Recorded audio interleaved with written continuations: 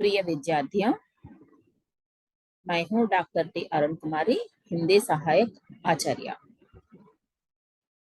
बेटा, आज का हमारा पाठ है संस्मरण। जैसे आप जानते हैं, हिंदी आधुनिक गद्य के विभिन्न विधाओं के परिचय के अंतर्गत हम अब तक अनेक विषयों पर चर्चा कर चुके हैं। उपन्यास, कहानी, आत्मकथा, नाटक, एकांकी, है ना। तो अगला हमारा विषय होगा संस्मरण साहित्य। इसका अर्थ क्या है और प्रश्न कैसे पूछा जाएगा, आइए देखते हैं। तो संस्मरण के लिए जब हमें प्रश्न दिया जाता है तो वह इस प्रकार होता है कि संस्मरण क्या है। संस्मरण का उद्भव और विकास पर अपने विचार लिखिए। संस्मरण అంటే ఏంటి, उसका उद्भव और विकास पर अपने विचार लिखिए। तो उसका उत्तर होना चाहिए कि स्मृति के आधार पर किसी विषय, व्यक्ति, घटना, दृश्य, वस्तु का कलात्मक वर्णन करते हुए लिखित आलेख संस्मरण कहलाता है। संस्मरण का अर्थ क्या होगा, देखिए। సంస్మరణ అంటేనన్నా గుర్తు చేసుకోవటం, మన పాత జ్ఞాపకాలలో ఉండే వారిని స్మరించుట అంటే అంతే కదా, యాద్ కర్నా। సో స్మృతి के आधार पर అంటే మన పూర్వ జ్ఞానాన్ని అనుసరించి किसी विषय के बारे में आप कोई भी विषय अगर आप जानते हैं तो उसके बारे में पुनः उसका याद करना, या कोई व्यक्ति के बारे में या किसी घटना के बारे में, वैसे ही कोई दृश्य और एक वस्तु के बारे में, इन सबको जब आप अपने यादों में रखते हैं तो उसका कलात्मक वर्णन करते हुए लिखित आलेख संस्मरण कहलाता है। उसका कलात्मक वर्णन करते हुए, हम सभी के हृदय में कोई विषय होता है, किसी व्यक्ति के बारे में हम जानते हैं, बचपन में किसी को देखा है ना, कोई घटना भी हमें याद होगा, कोई दृश्य हमारे मन पटल पर रह गया होगा, लेकिन इसका जैसे ही मुंह बोली बातों में ऐसे ही वर्णन करना संस्मरण नहीं कहलाता, उसका कलात्मक वर्णन करना होगा। और इस प्रकार कलात्मक वर्णन करते हुए जो भी आलेख हम लिखते हैं उसको संस्मरण कहलाता है। ఇక్కడ ఆలేఖన కూడా వ్యాసము అన్న అర్థంలో వాడుకోవచ్చు నాన్న। అంటే మనకు గుర్తున్న, మన జీవితంలో మనకి ఎప్పుడో తారసపడినటువంటి వ్యక్తులు కానీ, సంఘటనలు కానీ, ఏవైనా దృశ్యములు కానీ, వస్తువులు కానీ, ఎవరైనా వ్యక్తుల గురించి కానీ మనం చాలా చక్కగా కళాత్మకంగా వర్ణించి చెప్పగలిగే దానిని సంస్మరణ సాహిత్యము అంటారు। ఆ విధంగా మనం ఏమైనా వ్యాసాలు కనుక రచించగలిగితే వాటిని సంస్మరణ అని అంటారు। यात्रा साहित्य भी इसके अंतर्गत आता है। कभी कभी हमारे यहाँ यात्रा साहित्य को आजकल हम अलग करके देख रहे हैं, लेकिन जब कोई प्रदेश के बारे में वर्णन करते हैं तो कभी कभी इसको यात्रा साहित्य भी इसके अंतर्गत हम గిన్ सकते हैं। అంటే మీరు ఒక ప్రదేశానికి వెళ్ళారు, ఆ వర్ణన అంతా ఎప్పుడో చిన్నప్పుడు వెళ్ళి ఉంటే దానిని వర్ణించడాన్ని కూడా మనం యాత్రా సాహిత్య అంటాము। దానిని కూడా మనం సంస్మరణ కిందకి తీసుకొని రావచ్చు అని చెప్తారు। संस्मरण को साहित्यिक निबंध भी कहते हैं। इसी संस्मरण को और एक नाम से हम जान सकते हैं, साहित्यिक निबंध, है ना। लेखक की स्वयं की अनुभूतियां, संवेदनाएं संस्मरण में व्यक्त होती हैं। ఇది ఆత్మకథ కంటే భిన్నమైంది నాన్న। ఆత్మకథ में अपने निजी अनुभवों को व्यक्त करता है, लेकिन संस्मरण में क्या करता है, लेखक अपनी अनुभूतियों को, अपनी संवेदनाओं को भी व्यक्त करता है। ఒక వ్యక్తిని చూశాడు, తనకి 2వ తరగతిలో పాఠం చెప్పిన టీచర్ గుర్తున్నారు, ఆ వ్యక్తి, ఆ టీచర్ ని ఈయన వర్ణిస్తారు ఇక్కడ। వారు ఎంత బాగుండేవారు, వారి ప్రభావం ఎంత పడింది, ఇదంతా వర్ణించితే ఆ సంస్మరణ, ఆ టీచర్ ని వర్ణించడం, అలా మొత్తం వ్యాసం నిండా టీచర్ గురించిన విషయాలు చెప్తే అది సంస్మరణ। అలాగే ఒక ఘటన, ఒక कोई मेले में गया होगा लेखक बचपन में, 5 साल के उम्र में, 10 साल के उम्र में, या कभी कोई लेखक या कोई सुनामी देखा होगा, कोई भूचाल देखा होगा, किसी भी घटना जो उसके हृदय में स्थगित हो गई है ना, उसको फिर से याद करके हम तक पहुंचाने की जो प्रक्रिया है उसी को हम संस्मरण कहते हैं। पाश्चात्य साहित्य में अनेक राजनेताओं तथा सेना नायकों ने भी अपने संस्मरण लिखे। जैसे कि हम पाश्चात्य साहित्य की ओर देखें तो वहां पर अनेक राजनेता संस्मरण साहित्य लिखते थे, और సేనా నాయక్, సేనాధిపతులు అంటాం కదా నాన్న, సైన్యంలో పనిచేసేటువంటి వారు కూడా ఈ విధంగా తమ సంస్మరణ సాహిత్యాన్ని పాశ్చాత్య సాహిత్యమే, విదేశీ సాహిత్యంలో మనం చూస్తాము। अंग्रेजी में संस्मरण को मेमोरीज कहते हैं। मेमोरीज जो अपने बचपन के हो या अपने युवावस्था के हो, किसी भी अपने जीवन के पलों को हमारे पास लेके आना संस्मरण साहित्य कहलाता है। इसको अंग्रेजी में मेमोरीज कहते हैं। यह आत्मकथा और जीवनी दोनों के बीच की कड़ी है। जैसे आत्मकथा के बारे में आप इससे पहले सुन चुके हैं। और జీవని क्या होता है? జీవని సాహిత్యం అంటేనా ఒక వ్యక్తి జీవితాన్ని మనం వర్ణించడం, ఈయన పలానా అప్పుడు పుట్టారు, ఈయన జీవితంలో ఇది జరిగింది అది జరిగింది। सो जीवनी अलग है, आत्मकथा मतलब अपने बारे में खुद बताना। लेकिन संस्मरण क्या होता है? आत्मकथा से भी थोड़ा बहुत परिचय है, जीवनी से भी थोड़ा बहुत परिचय है, लेकिन दोनों के बीच की कड़ी है। ఇది పూర్తిగా జీవని సాహిత్యానికి చెందదు, అలాగని పూర్తిగా ఆత్మకథ కాదు। మీ జీవితంలో మీరు చూసిన వ్యక్తులు, ప్రదేశాలు, ఘటనలు వర్ణించడాన్ని మనం संस्मरण, जिसको याद की कहानी के रूप में हम कह सकते हैं। तो इसकी परिभाषा क्या हो? डॉक्टर नगेंद्र संस्मरण को व्यक्ति का अनुभव स्मृति से रचा गया इतिवृत्त अथवा वर्णन कहते हैं। व्यक्ति का अनुभव स्मृति से रचा गया इतिवृत्त अथवा वर्णन, अपने जीवन में जो भी अनुभव पाया है एक व्यक्ति, उसको वह स्मृतियों से बाहर निकालता हुआ इसको एक इतिवृत्त के रूप में या वर्णन के रूप में जब प्रस्तुत करता है, उसको संस्मरण कहना चाहिए। ऐसा डॉक्टर नगेंद्र जी की परिभाषा मानी गई है। అర్థమైంది కదా నాన్న? వ్యక్తి తన అనుభవాన్ని, తను చూసిన వ్యక్తుల్ని కానీ, తన చూసిన ఘటనలను కానీ స్మృతి సే, తన యాద్ కహీ, తన జ్ఞాపకాలలో ఎక్కడో ఉన్నదాన్ని బయటకు తీసుకువచ్చి ఒక చరిత్రగా గాని, ఒక కథగా గాని, ఒక వర్ణన రూపంలో మనకి తీసుకువస్తే దాన్ని మనం సంస్మరణ అంటాం। तो संस्मरण का उद्भव और विकास कैसे हुआ देखिए। बाल मुकुंद गुप्त द्वारा सन 1907 में प्रताप नारायण मिश्र पर लिखे संस्मरण को हिंदी का प्रथम संस्मरण मानते हैं। जैसे आप पहचान चुके हैं कि बाल मुकुंद गुप्त नामक एक लेखक हैं। 1907 में आपने लिखा प्रताप नारायण मिश्र। सो प्रताप नारायण मिश्र पर जो भी संस्मरण लिखा गया है उसको हिंदी का प्रथम संस्मरण मानते हैं।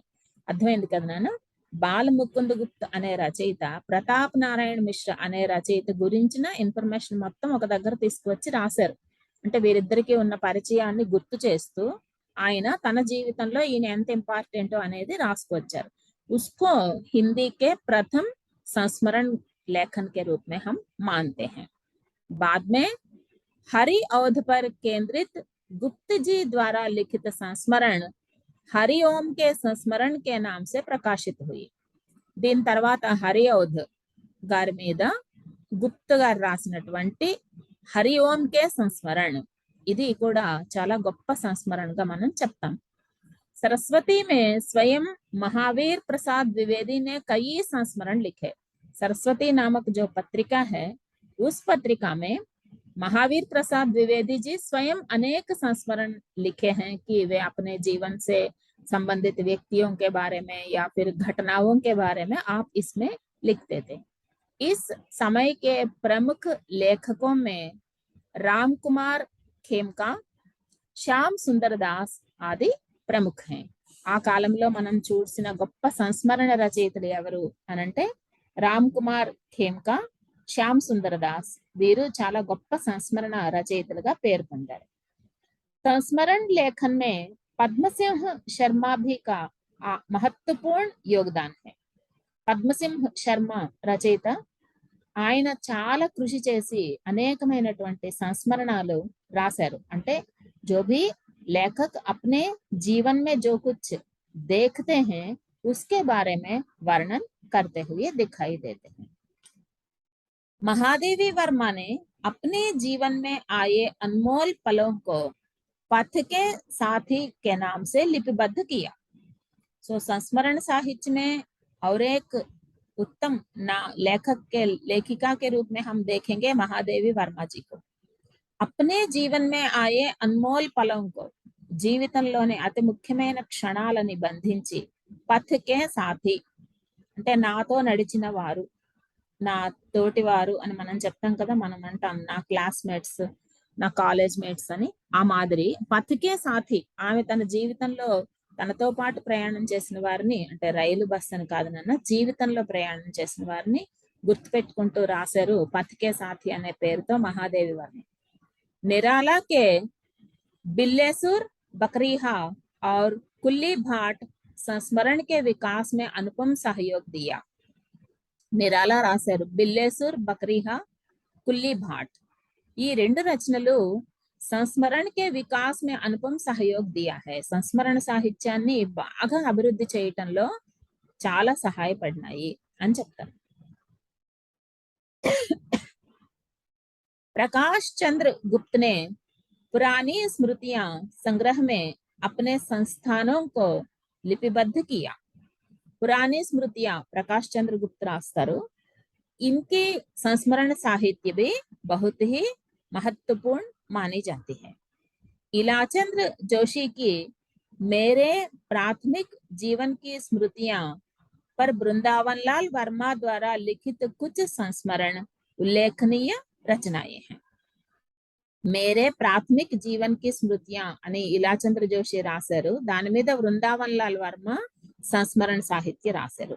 ఏ बहुत ही उल्लेखनीय रचनाएं मानी जाती हैं. सन 1950 के आसपास अनेक लेखक संस्मरण लिखते रहे. 1950 के आसपास స్వతంత్రం వచ్చిన 3 ఏళ్ల తర్వాత నుండి అనేక లేఖక సంస్మరణ లిఖితే రహే. చాలా మంది రచయితలు సంస్మరణాత్మక సాహిత్యం మీద తమ ప్రతిభను నిరూపించుకుంటూ ఉండేవారు.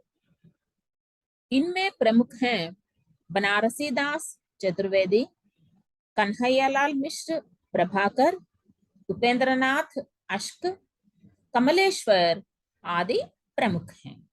और इन ऐसे 1950 के बाद संस्मरण लेखन करने वाले लेखकों में प्रमुख हैं बनारसी दास चतुर्वेदी, कन्हैयालाल मिश्र और उपेंद्रनाथ अश्क. कमलेश्वर आदि बहुत ही उत्तम लेखक के रूप में सुप्रसिद्ध हैं. डॉक्टर विश्वनाथ त्रिपाठी द्वारा नामवर सिंह पर लिखित संस्मरण हक अदा हुआ ఆధునిక యుగ మే మహత్వపూర్ణ హై. ఈ రోజు మనం జీవిస్తున్న జీవితంలో, ఈ బ్రతుకుతున్న ఈ సమయంలో నామ్వర్ సింహ్ అనే ఒక గొప్ప రచయిత, విమర్శకుడున్న ఆలోచక్ అంటాము. సో ఇన్ పర్ విశ్వనాథ్ త్రిపాఠి అనేటువంటి రచయిత రాస్తారు హక్ అదా హువా అనేటువంటి ఒక సంస్మరణ. ఇది ఆధునిక యుగంలో చాలా పేరు పొందినటువంటి సంస్మరణ సాహిత్యంగా చెప్తాం. वर्तमान समय के संस्मरण लेखकों में काशीनाथ सिंह, क्रांति कुमार जैन, राजेंद्र यादव, रवींद्र कालिया, ममता कालिया आदि प्रमुख हैं. वर्तमान समय में ఇంకా ఈనాటికి కూడా సంస్మరణ సాహిత్య రాస్తున్నటువంటి లేఖకోं में सुप्रसिद्ध हैं కాశీనాథ్ సింహ్, ఆయన, క్రాంతి కుమార్ జైన్, రాజేంద్ర యాదవ్ గారు, రవీంద్ర కాలియా, మమతా కాలియా ఆమె महिला लेखिका. वीरू चाला सुप्रसिद्ध लेखक लेखिकाएं हैं जिन्होंने अपने संस्मरण साहित्य से हिंदी साहित्य को बढ़ावा दे रहे हैं. तो संस्मरण के तत्व क्या होना चाहिए? संस्मरण का मतलब आपको पता चल चुका है ना। तो मैं समझती हूँ कि संस्मरण क्या है आपको ठीक तरह से समझ में आ गया। जो लेखक हैं उनके जीवन में घटित घटनाएं हो या कोई या अपने यादगार में जो भी विषय हो, घटनाएं हो, या फिर कोई व्यक्ति के बारे में कहना हो, या कोई वस्तु के बारे में, किसी वस्तु के बारे में कहना हो, तो इन सबको मिलाकर जो लेखक अपने बचपन के या अपने युवावस्था के जीवन में जो भी याद हैं उनको व्यक्त करना, वो भी कलात्मक ढंग से लिपिबद्ध करने को हम संस्मरण कहते हैं। और हिंदी साहित्य में बहुत सारे संस्मरण लेखक हुए हैं, उनमें बहुत सारे लेखक सुप्रसिद्ध हैं, और आधुनिक युग में भी अनेक लेखक संस्मरण साहित्य लिख रहे हैं। तो संस्मरण के तत्व क्या हो, कि संस्मरण में कौन से विषय मुख्यतः होनी चाहिए, कि इसमें चित्रात्मकता होनी चाहिए। पिक्चराइजेशन जिसको कहते हैं ना, चित्रात्मकता मतलब क्या है, जब हम संस्मरण साहित्य पढ़ेंगे तो हमारे आंखों के सामने एक चित्र आ जानी चाहिए ना। గుర్తుల్లో ఉన్న వ్యక్తిని నేను వర్ణిస్తా ఉంటే మనం చూస్తాం కదా నాన్న, దొంగని చూసినప్పుడు పోలీసులు స్కెచ్ వేయండి అంటుంటారు. ఆ మాదిరి ఆ వర్ణన అనేది మన కళ్ళ ముందు కనిపించాలి. చిత్రాత్మకత, ఆ ఘటన, ఆ ప్రదేశాన్ని చూశారు కవి, దాన్ని రచయిత, దాన్ని మనకు వర్ణించి చూపిస్తున్నారు. సో चित्रात्मकता माने पिक्चराइज। एंड कथात्मकता, जो भी संस्मरण पढ़ते समय कथात्मक होना चाहिए। ఏదైనా చదివేటప్పుడు అవతల వాడికి అది అందంగా కనిపించలేదనుకోండి, సగంలోనే పుస్తకం మూసేస్తారు। लेकिन उस प्रकार ना हो, उसमें कथात्मकता हो और तटस्थता हो। जैसे कि आप कोई महान नेता को जानते हैं, जैसे कि आधुनिक युग में हम सब नरेंद्र मोदी जी को जानते हैं, तो आप क्या कह सकते हैं उनके बारे में, है ना। माने जब आप बचपन में उनको देखे थे, बड़े हुए थे, तो इस समय से उस समय तक आप क्या देखे थे, उनके बारे में आप क्या कह सकते हैं। जितनी भी यादें हैं उसको बताते समय भी हमें तटस्थता रखनी चाहिए, कि उससे किसी भी प्रकार के द्वेष या झगड़े ना होनी चाहिए। మీకేదో విషయం తెలుసని అది చెప్పేయకూడదు నాన్న, ఎంతవరకు అవసరమో అంతవరకు చెప్పాలి। जैसे पहले से कहते आ रहे हैं कि साहित्य जो है समाज का उद्धार करना चाहिए। समाज में द्वेष बढ़ाने वाले तो बहुत सारे लोग मिलते हैं बेटा, है ना।